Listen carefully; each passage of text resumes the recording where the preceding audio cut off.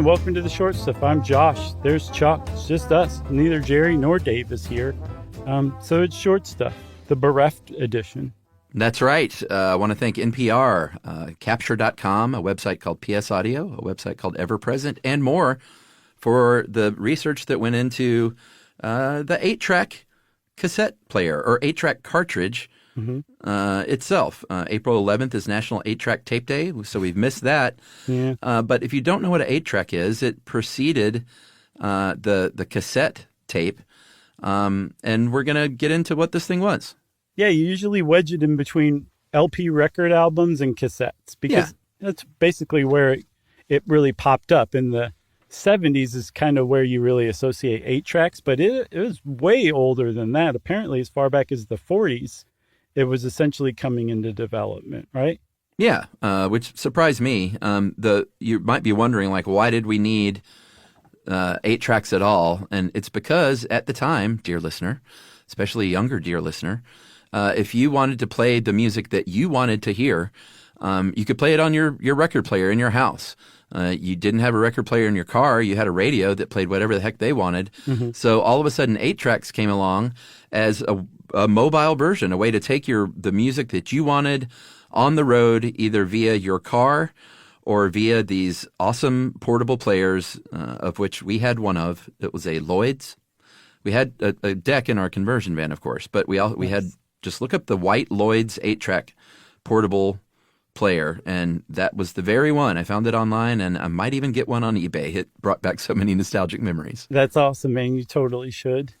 One of my friends in high school, Mitch, not Dirty Mitch with scabies, but different Mitch. That's what I was going to His grandmother had a huge white Lincoln Continental with an 8-track deck in it. Yeah, baby. And we got our hands on the Saturday Night Fever soundtrack on 8-track, and we would just cruise around listening to that in that car. It was pretty boss. Skipping forward 2 songs at a time.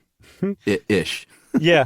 Yes. Yeah, that's something I can't wait to talk about. But just a little background on the how this worked. It was built on ancient technology from the 20s and 30s, which was magnetic film, which became reel-to-reel film. And essentially that is tape that has magnetized metal particles on it. And when sound is converted into an electrical impulse, the tape writer translates that into, well, it's an electromagnet. It translates it into a magnetic pulse that arranges these pieces of magnetic metal into ones and zeros, and then the whole thing is done backwards on the other end when you listen to it. This is the basis of not just 8 tracks but cassette tapes. But since 8 tracks came first, this is what they were built on over time. And there were a few inventions that kind of were stepping stones that led to the 8 track. Yeah, I mean, the Germans were using it in World War II. The Allies got a hold of it, and eventually it got to the music industry. And they were like, hey, we got a thing now that we can play this stuff on the road, we think, in a continuous loop. And the very first person to achieve the version that could go to market was a guy named William Powell Lear, the creator of the Learjet. Mm-hmm. Previous to this, there were some sort of housing and internal guts things that were worked out by various people. A guy named George Eash in 1953 came up with the NAB cartridge, or the Fidilopac cartridge. Mm-hmm. It's also called a cart. If you ever heard of, like, on WKR Cincinnati or old radio stations, they had carts, music carts. Yeah. That's what that was. These were built for radio stations. Yeah, it was short for cartridge slang, I guess you'd call it. Yeah. So that was followed up by the Muntz Stereo Pack. And it was created by Earl Madman Muntz, and he directly influenced the development of the 8-track because William Powell Lear was riding around in Madman Muntz's car when he was playing one of the Stereo Pack cartridges for him. But the thing that really kind of separated Muntz from everybody else is he's the first one to go directly to the record companies and say, like, hey, let me license your music and put them on this new format, and let's start getting it out there. And like I said, William Powell Lear was like, this is a great idea. I'm going to build on this and create a longer playing version of it, and I'm going to call it the 8-track. Yeah, and invent a jet. Yeah. I should point out, too, quickly, and this can't be a coincidence, but Earl Madman Muntz was the creator of that cart. If you're a Coen Brothers fan and a fan of the movie Barton Fink, you will know that John Goodman's character name is Carl Madman Munt. Oh, really? And there's no way that's a coincidence. No. I don't know the correlation, or if it was just they thought it sounded cool or something. Who knows? What a strange homage if it was, though. Agreed. Should we take a break? Yes, Chuck. Yes. All right. We'll be right back with more on the bygone era of the 8-track right after this. Learning things with Chuck and Chuck. Learning all the things stuff you should know.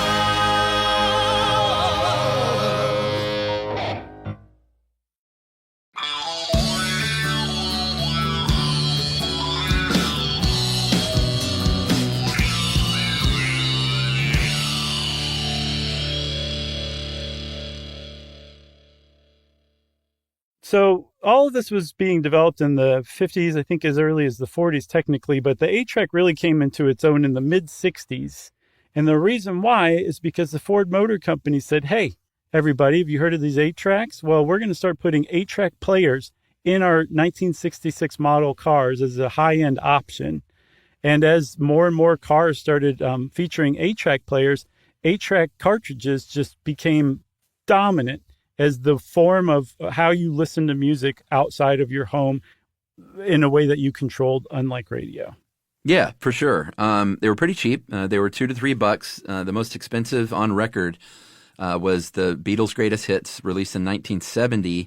That was almost $5, $4.97, which That's would be the nice price. Yeah, the nice price. That'd be more than $40 today. So that was, an expensive 8-track for sure.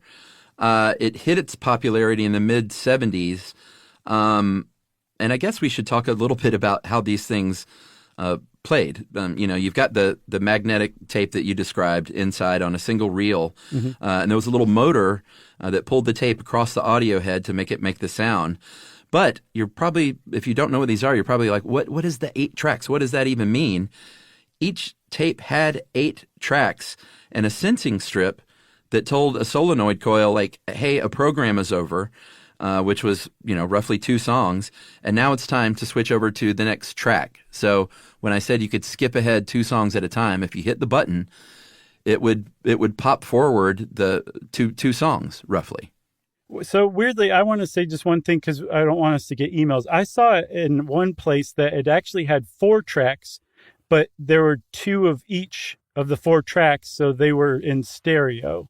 So 2 times 4 was 8. I only saw that in one place. Everywhere else kind of described it as 8 different tracks like you just did, but I just wanted to put it out there. All right. So, so this whole thing, what differentiates it from cassette is that it played continuously. It was an endless loop, right? So I guess if you pressed play, it would play the whole album over and over again until you press stop. Is that correct? Yeah, and the point is you didn't have to flip it. The downside of that is you couldn't rewind it or fast forward it except for skipping 2 songs ahead, but You couldn't go back 2 songs as far as I know. Okay, so that was kind of one of the downsides. Another big downside is that these tracks were not, like they just took an album and they cut it up into 4 equal amounts of time, or 8 equal amounts of time, I should say, right? So if one track could fit 1 3/4 of a song, that 3/4 of a song would fade out, there'd be a click, and then when the next track started, it would fade back in. And people hated that. Of course they did. That's very clunky. Understandably so. But that level of clunkiness really kind of gets across the kind of attention to detail that was given to 8 tracks. They, as far as technology goes, they were perfectly encompassed by what they looked like. Clunky, giant, plasticky, and just clunky, I guess. Yeah, I mean, it was interesting. They deserved to be popular for a while because it was such a revolution, and to be able to listen to what you wanted to outside of your home. But the other limitations, not rewinding, stuff like that. Apparently, the internal components would fail a lot of times. Like the cassette itself was very sturdy and long lasting, but the little motor and stuff that would fail. Your car was famous for eating the tapes. They had a lot of downsides, but that didn't outweigh the initial upside of being able to take your music on the road. No, for sure. That was a big deal. Like I never was like, this 8-track sucks when we were listening to Saturday Night Fever. So, I mean, it couldn't have been that bad. But I think for people who are like really into music, it was probably very annoying. Yeah, well, the irony is that the cassette tape was introduced in 1965, kind of either just kind of squarely in the middle of or just before 8-tracks were at their zenith of popularity. But they weren't marketed, like bands weren't releasing music on cassettes at first. It was just like, hey, here's a cassette and you can record yourself at home and interview your parents about what life was like in World War II. Yeah, do your own StoryCorps at home. Yeah. So people were like, I can start taping songs off the radio with these things. And essentially it just kind of avalanched from there. Cassettes took over because you could fast forward, you could rewind. And even though you had to flip the cassette, the worst thing you could possibly have to do in the world, they were way cheaper than 8-tracks too, just to produce and to purchase. So cassettes pretty quickly took over. And interestingly, this is also happening at the same time with video. VHS tapes were overtaking Betamax and Laserdisc at the same time too. What were you about to say? The worst thing you would have to do? That was an addendum to having to flip a cassette tape. Oh, okay. I thought you were going to say if the tape unspooled some, you would have to put a pencil or use your pinky finger to rewind the tape and draw that magnetic tape back into the cassette. I always had to use a pinky because I never had a pencil because I wasn't a nerd. Well, I had one in my front pocket, my breast pocket. So. Hey. What else you got? Anything else? Just a couple of tidbits. There was a museum for a little while. There was an enthusiast named Bucks Burnett in Dallas, Texas, that had a museum because he collected them, and it seems like it was open for a handful of years. The largest collector now is a guy named Gary Heitzman, who apparently has close to 100,000 tapes. He may have more than that because that was 2019. Yeah. And there's actually a very valuable one. Frank Sinatra. It's called Sinatra Jobim, Frank Sinatra and Antonio Carlos Jobim, which I bet is a great record. Yeah. Because they did a limited pressing, of course. It's scarcity that makes something valuable, and they only did 3,500 copies of that one. And if you have one of those, you can get a few grand for it, apparently. Why not? What are you going to do? You're not going to do anything but look at it. You might as well sell it. Yeah, get one of those Lloyd's players and put that strap over your shoulder and go down the street rocking it. I found another player, too, that I would actually like. It was made by Panasonic. It was called the Dynamite Plunger portable 8-track player.